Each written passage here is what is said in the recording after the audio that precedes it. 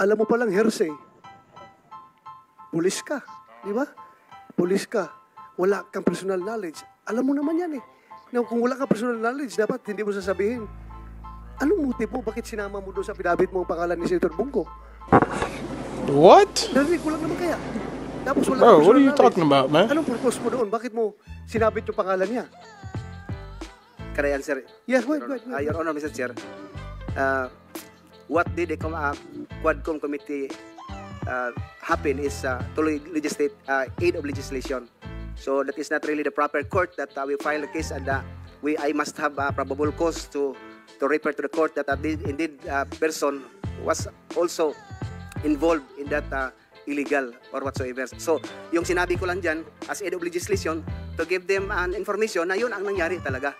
No? In aid of legislation, tapos manira ka ng reputasyon ng tao na wala ka naman pala personal knowledge. Sabihin mo doon, anong in aid of legislation na makukuha doon ng Congress? In aid of persecution ang ginagawa mo dahil sinira mo yung isang tao na wala ka naman pala personal knowledge. Ito, madagdag ko lang, with the permission of Senator Bongo. 2:34 ng oras doon sa Quadcom hearing, sinabi mo, a third hearing, Senator De La Rosa and Senator Bongo called him to clear David Navarro of Clarin, Misamis Occidental, who was then included in the drug list. Mayor Navarro was funding the reward system through STL. Dalawa kami tatawag sa'yo na i-clear namin yung si Navarro. What? Tumawag siya, tapos ako tumawag din ako sa'yo na i-clear si Navarro. Please enlighten us. Bakit dalawa kagad kami nilamp mo na tumawag para i-clear si Navarro? Ang hirap intindihin. Bakit nagkasabay pa kami tumawag? Hindi na magsabay, Sir, Your Honor, Mr. Chair. Sa totoo lang, tumawag ka sa akin.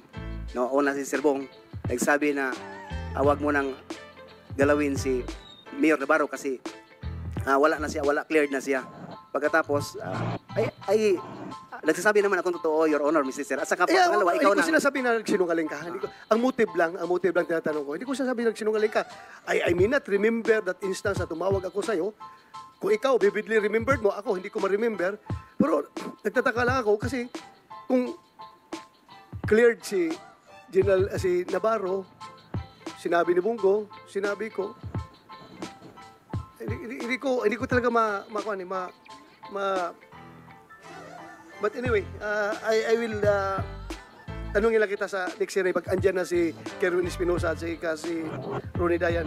Thank you, Senator Bungo, for for allowing me to interject. Salamat. Nabanggit na tanong na rin po ninyo kanina kay Colonel Espinido, no? May few questions lang po. You prepared an affidavit, no? And submitted it to the Quadcom.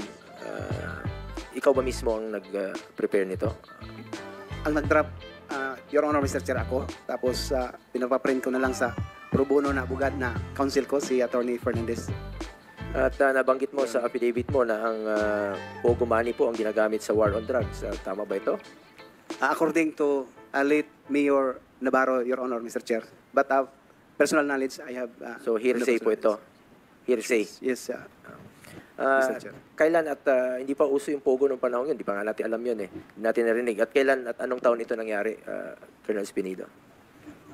For me, Your Honor, Mr. Chair, I've heard that Pogo, 2007 pa siguro nga may illegal gambling na, no?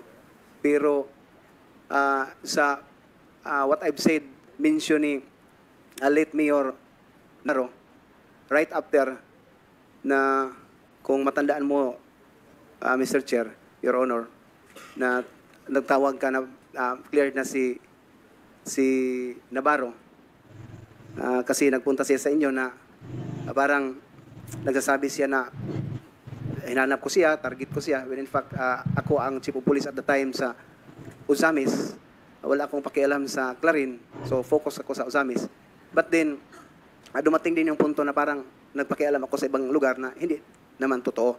So ang pagpunta niya doon sa office ko, kausapin ako na inutusan mo raw na para maklear talaga siya, hindi na siya matakot sa akin. Na since isa din, Your Honor, Mr. Chair, na tawagan ko naman lang, sabihan ko naman lang siya na ikaw kasali, ito, tinakot ba? So mag-clear siya para magkausap kami na welcome man siya magpunta sa Uzamis, wala man siyang problema din. So yun ang pag-usap namin at the So time. base sa matagal na yun ano, base sa assessment mo, okay na siya, cleared na siya. Yun ang nag-usap kayo. Hindi ko rin alam, Your Honor, Mr. Chair, kasi wala man akong list na paano din i-cleared siya kung sakali nasali din siya. So ang katanungan natin dito is sa recollection mo, sa maalala mo no. Yung sinabi mo tinawagan kita to clear dito kay Mayor Navarro. Hindi ko na maalala, mga leader din natin yun doon sa Mindanao. Ang tanong ko lang naman sa iyo, Spini, bakit kailangan siyang magpa-clear sa iyo nung panahong yon? Yun din ang naano ko, Your Honor, Mr. Chair, kasama ko nga yung deputy ko, na bakit magpunta siya para sabihin hindi siya matakot sa akin kasi ang pag-alam niya isali ko siya sa list daw. Yon ang pag-intindi ko na magpunta siya.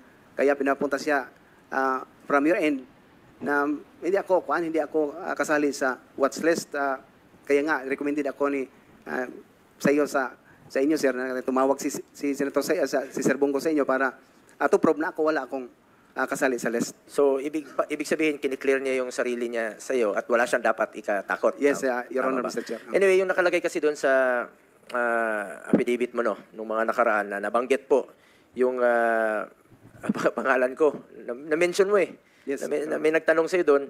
Kaya gusto ko lang po i-klaro. Narinig mo naman po kanina. Wala naman tayong partisipasyon dyan sa war on drugs. Sa pagkaalam mo at gusto ko lang pong tanungin ka muli dito harap-harapan.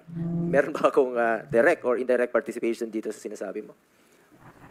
Nung magsalita ako sa Quad Committee, Your Honor, Mr. Chair, sinabi ko na yon na personal knowledge wala ako. Yun lang ang statement doon sa affidavit na ganun lang ang narinig ko. But personal knowledge to you kung ano ang sitwasyon na ikaw about for that matter sa Squadcom na pinag-usapan, wala akong personal knowledge sa inyo, Mr. Chair, Your Honor.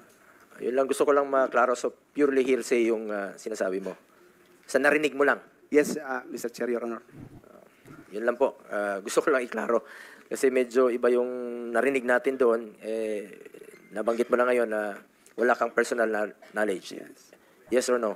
Yes, Mr. Chair, Your Honor. Stated sa affidavit ko din at yung natandaan ko na true kay late Mayor Navarro. Pero sa inyo, as I've said, personal knowledge, Your Honor, wala.